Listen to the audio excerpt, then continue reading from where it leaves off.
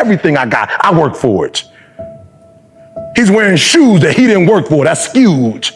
Every pair of shoes I have, I worked for. My mama didn't buy me nothing. And to this day, if I ask my mother for 100, she wants to know when you giving it back. I worked for everything. I went to college, I paid for it. I didn't have anybody buy me a car. I got my first car. Sweat equity. Sweat equity. There's some things listen to me, you're not willing to quit when you've invested that much into it. Some of y'all, you can quit because you ain't putting nothing in it. You ain't put enough work in it. You can just turn your back on it because you didn't put that much work into it. There's some stuff in my life, I can't turn my back on it. My wife, we've been together since we were 16 years old. Everything she does, I don't like, but we've been together so long, I don't know nothing else. And I tell her when she's like, you know what, I don't know if I can take this anymore. I say, look, you put 22 years into this and you allowed me to blow up. You might want to get a return on your investment. You may not want to walk out of here. You don't want nobody else. You don't want me spending this money on nobody else. You work too hard for this. You got me to where I am today. You pushed me. You might want to get a return on your investment. I work too hard to walk away from certain things because I put too much in it. And some of you can easily walk away from stuff because it doesn't mean nothing to you.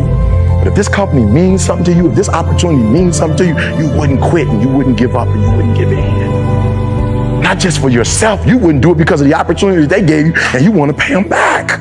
I've heard some crazy stories. I heard a guy tell me, to this day, I try to conceptualize it, but it's hard because I know how he living now. And he told me he got this job from selling TVs at Best Buy. I'm like, that sounds real. I don't know. That's a crazy story. You just was at Best Buy selling TVs and you just met somebody from CEO from Quick and Long. You just met somebody and they gave you a job and now you where you are. You want me to buy that? Like just like that? He just happened to come to you and you just happened to be selling TVs that day? That's a long shot, but it happened. And so when a person gives you an opportunity like that, when you weren't headed down this path in the first place, you could just walk away from that. Some stuff you can't walk away from. My biological father, I love him, but I don't really know my man like that. I don't call my biological father every day. Me and my mother been through our go-through, but I call mama almost every single day. Why? Because we've been through some stuff together. She been there for me when nobody else was there for me. It's something in my spirit that say, you better call mama today. I don't care how big time you get. You better stop what you're doing right now. You on the road, tell them, hold on for 1 minute. Let me just call my mom and tell her I can't talk right now. I've been through too much with that lady to turn my back on her. Sweat equity. That's why you're a part of the process. That's why you work hard. That's why they put you through what they put you through. Because if you're going to get to the other side, they got to test you to make sure you're serious. But when you get to the other side, you're going to get your rewards. If it was easy, everybody would do it. I got cousins who've never gone to college before, and when they look at me and see me on YouTube, they say, that's my cousin. If he can do it, I can do it. The reason I'm a high school dropout is because my vision was a grandfather who dropped out, a father who dropped out, and I dropped out because that's what we did. That's what we saw. I'm getting a PhD not because I need a PhD to speak. I'm getting a PhD to create a vision. This is who we are. This is what we do, and our DNA is greatness, son. Take a look at who we are and what we do, and model it.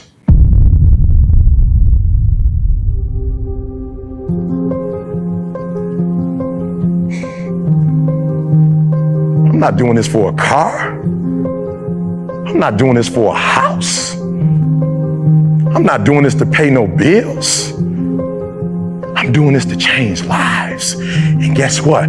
The car will come in the process. The house will come in the process. Let me tell you something. If you shoot for the stars, you're going to hit the moon. I don't know if you know where the moon is, but it's a lot close. Like you can measure from the earth to the moon. You can't measure from the earth to the... One of them is miles. The other one is light years. It's a big difference. So when we were talking about earlier the why, we were talking about why. The reason why is so important. Why is so important because if you have a why outside of yourself, you're going to get the things you want to accomplish. I told the last group, we did research and we decided, remember I told you about the champion? One group, they just win once and then that's it. But then another group, they do it 6 times. I don't know anybody watch basketball here, but can I show you Michael Jordan's mindset when we say vision? When he won his first championship before the game was even over, before he even got the trophy, he looked in the camera and said, you remember that? He hadn't even got the trophy in his hand yet. And he looks at the camera and say, 2. And then when he won his second championship before he got his trophy, he said,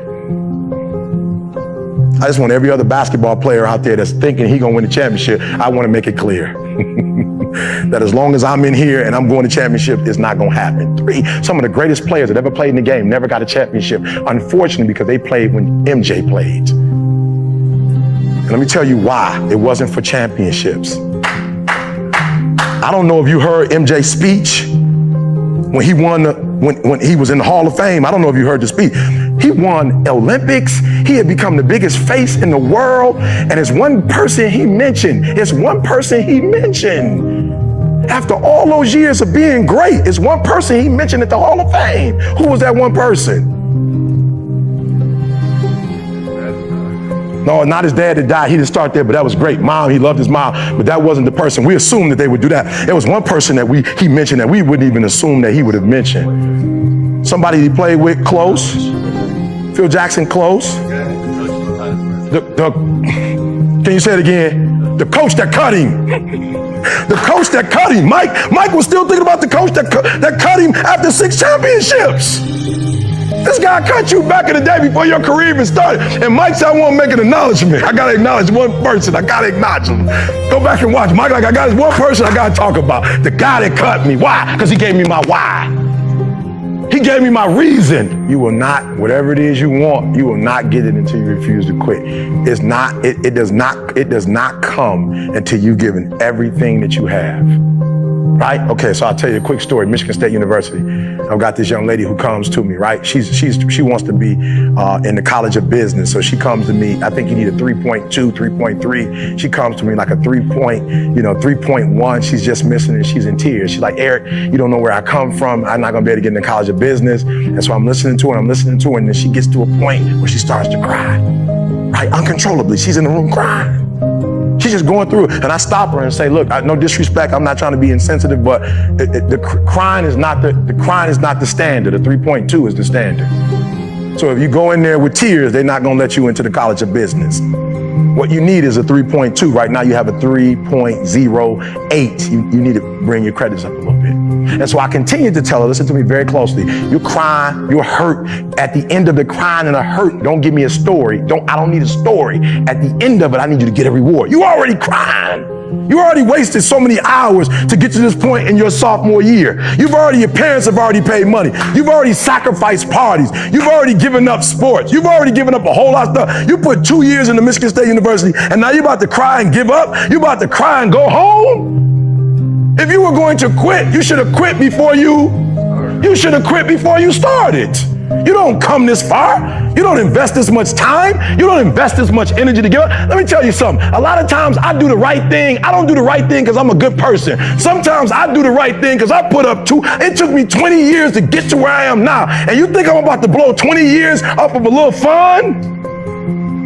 I don't drink, and I don't drink because I don't know how to drink, but I don't drink because I know my family. And I'm afraid if I do it at the wrong time, I might say the wrong thing and it might mess up my whole career. You see athletes all the time. Athletes all the time that lose it all over some little stupid stuff. So I'm not a good person. It's sweat equity. I've worked for 20 years to get to where I am. I'm not about to mess it all up. And I'm not about to mess up 20 years for one day of fun. It took me too much to get here. I will not give it up for one night of pleasure. It took me too long. Sweat equity.